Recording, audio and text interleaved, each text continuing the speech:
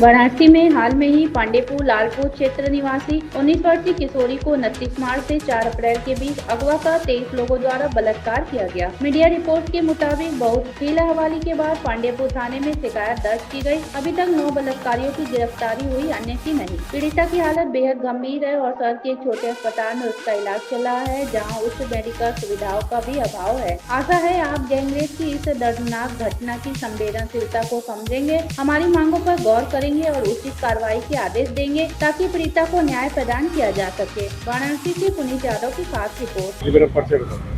मेरा नाम कुसुम वर्मा है, मैं अप्पा महिला संगठन से हूँ, इसकी प्रदेश सचिव। किस प्रकार का ज्ञापन देना है कि क्या मामला? ये जो अभी हाल ही में 19 साल की किशोरी के साथ गैंगरेप हुआ, उसी के संबंध में पीड़िता के न्याय की मांग के लिए, बलात्कारियों की गिरफ्तारी के लिए हम लोग यहाँ पे प्रधानमंत्री कार्यालय पर ज्ञापन देने के लिए आए थे, लेकिन ज्ञापन हम लोग को नहीं देने दिया गया। 100 मीटर की दूरी पर रोक दिया गया और पुलिस ने कहा कि आप वहाँ नहीं जा सकते हैं, ज्ञापन हमको दीजिए। और ये दिखाता है कि किस तरीके से यूपी पुलिस पर लगातार प्रेशर बना दिया जा रहा है।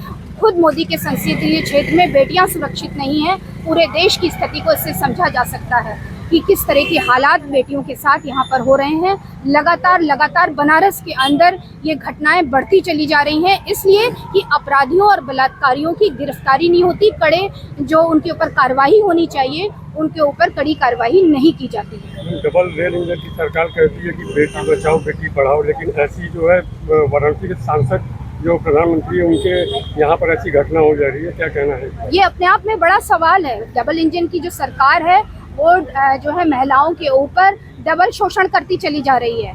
पूरे उत्तर प्रदेश में देख लीजिए, खुद बनारस के अंदर देख लीजिए, महिलाओं के ऊपर लगातार बलात्कार बढ़ते चले जा रहे हैं। हर दिन अखबार की ये घटना बढ़ती चली जा रही है, सिर्फ इसलिए कि जब राम रहीम और आशाराम जैसे बापुओं के जो बलात्कारी हैं वो जो बलात्कारी हैं उनको पैरोल पे बार रिहा अगर किया जाएगा तो आप देखिए उनको सजा नहीं होगी, तो ये घटनाएं लगातार बढ़ती चली जाएंगी। PHU IIT के जो बलात्कारी हैं आज तक उनको सजा नहीं हुई।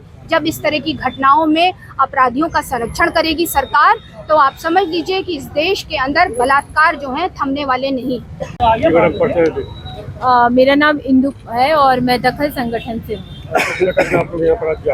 जी, अभी हम लोग आए हैं क्योंकि पांडेपुर में लालपुर एक एरिया है जहाँ पे एक 19 साल की बच्ची के साथ 23 लोगों ने गैंगरेप किया हुआ है। तो उसी के लिए आज हम लोग यहाँ पे ज्ञापन देने आए हैं कि उसकी न्यायिक जांच हो और पीड़िता को जो है अच्छे से मेडिकल सुविधाएं प्राप्त हो। क्या ज्ञापन आप लोगों? जी नहीं, ज्ञापन नहीं देने दिया गया क्योंकि यूपी पुलिस के ऊपर से बहुत ज़्यादा प्रेशर है, जबकि बहुत ही मौलिक अधिकार है कि हमारी कोई मांग है या डिमांड है या कुछ भी तो हम अपने PMO को, अपने PM को, और जबकि वो उनका संसदीय क्षेत्र है, हम उनको ज्ञापन दे सकते हैं। और बड़े दुख की बात है कि इतनी बड़ी घटना हो गई है और लगातार बनारस में हो रही है, तो जो संसदीय क्षेत्र है वही सुरक्षित नहीं है, तो पूरे देश को हम कैसे सुरक्षित माने? अगर आप देखिए तो लगातार इस तरह की घटनाएं हो रही हैं। जैसे ही प्रशासन को इस चीज की भनक लगी, तुरंत 9 लोगों को गिरफ्तार करके जेल भेज दिया गया। जी, 9 लोगों को गिरफ्तार तो कर लिया गया, 23 में से 9 बहुत कम है। लेकिन अगर आप पिछला इतिहास उठा के देखिए, BHU IIT से लेके भेलूपुर वाले केस में या भी साकेत नगर में, कहीं भी क्या हो रहा, पुलिस पकड़ तो ले रही है, लेकिन कुछ दिनों बाद प्रेशर पड़ता है, वो छोड़ देती है।